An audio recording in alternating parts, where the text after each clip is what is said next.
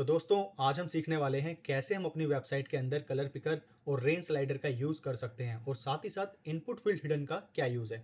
तो सबसे पहले मैं यहाँ पे एक इनपुट बना लेता हूँ जिसको मैं टाइप में लिख देता हूँ कलर। जैसे ही मैं ऐसे करूँगा मुझे कलर पिकर मिल जाएगा और यहाँ से मैं कोई भी कलर सेलेक्ट कर सकता हूँ। इसको मैं डिफ़ॉल्ट वैल्यू भी प्रोवाइड करवा सकता हूँ जैसे कि #1b 9ADA कोई भी कलर कोड मैं इसके अंदर डालूंगा और डिफ़ॉल्ट यहाँ पे मुझे दिखाई देने लग जाएगा। एग्जाम्पल के लिए मैं यहाँ पे एक और ऐसे वाइट भी डाल सकता हूँ FF, तो मुझे यहाँ पे वाइट दिखाई दे गया।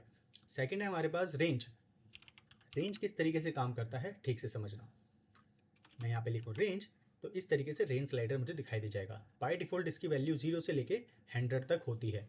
इसके अंदर अगर मैं चाहूँ यहाँ पे मिन प्रोवाइड करवा सकता हूँ। जैसे अगर मैं इसमें लिखूँ min 20, तो जैसे मैंने min 20 लिखा तो जो उसका इनिशियल है यहाँ से ये 20 हो गया, पहले 0 था मिनिमम। और ये कितना है अभी हम यहाँ अभी 100 ही है। अगर मैं यहाँ पे मैक्स लिखूँ और इसको मैं दे दूँ 80, ठीक है, तो मैक्सिमम कितना हो गया 80। ऐसे 100 से अबव भी हम दे सकते हैं, ठीक है। तो 20 और 80 के बीच में हमने दे दिया। अब यहाँ पे देखो, अब जो स्टेप इसके अंदर मैं बताने वाला हूँ, ये जो पहला पॉइंट है 20 है, ये 80 है, ठीक है। अब स्टेप समझना ठीक से इधर किस तरीके से काम करेगा।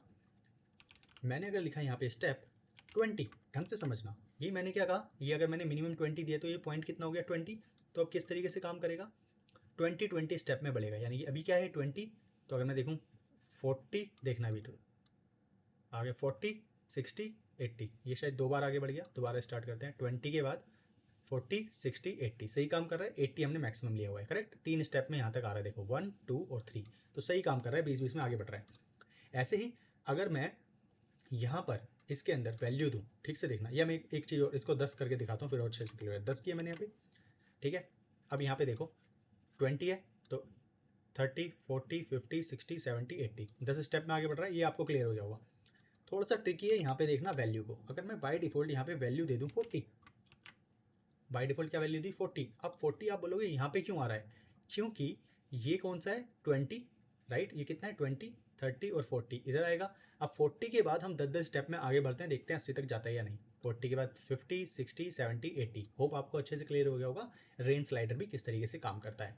अब अगले पे आते हैं हम इनपुट फील्ड हिडन के बारे में। ये हिडन किस तरीके से काम करता है वो समझेंगे और इसकी ज़रूरत क्यों है। देखो, एक जैसे मैंने यहाँ पे टेक्स्ट लिखा, टेक्स्ट, ठीक है, ये इनपुट टाइप टेक्स्ट बन गया। तो कई बार क्या होता है, यहाँ पर मान लो मैं इसको समझाने के लिए हिडन लिखता हूँ, ठीक है। इसके अंदर हमें यूज़र का नेम लेना था, ठीक है। क्या चाहिए था हमें, नेम।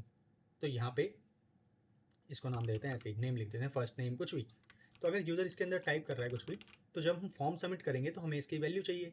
लेकिन जो यूज़र नेम है उसके साथ साथ हमें आईडी भी भेजनी थी, राइट। लेकिन आईडी हम यहाँ पे दिखाना नहीं चाहते। फॉर एग्जांपल अगर ऐसे लिखा होता तो ये आईडी वाली फील्ड भी यहाँ पे आ जाती, राइट। ऐसे मैं दिखा देता हूँ, यहाँ पे प्लेस होल्डर डाल के आपको, ये आईडी है मान लो और ये हमारा है नेम।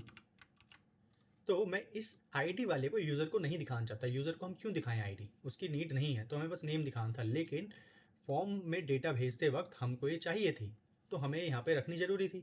तो इसलिए हम सिंपल यहाँ पे क्या करते हैं, हिडन यूज़ कर देते हैं कि हमें फॉर्म में तो चाहिए पर यूज़र को नहीं दिखानी। सेव करते हैं, गायब हो गया और यूज़र को सिर्फ नेम दिख रहा है, लेकिन हम फॉर्म में ये दोनों फील्ड भेज रहे हैं। होप आपको अच्छे से क्लियर हो गया होगा ये तीनों किस तरीके से काम करते हैं, कौन कौन से, कलर, दूसरा था रेंज और तीसरा हिडन। आज के लिए इतना ही, मिलते हैं नेक्स्ट वीडियो में।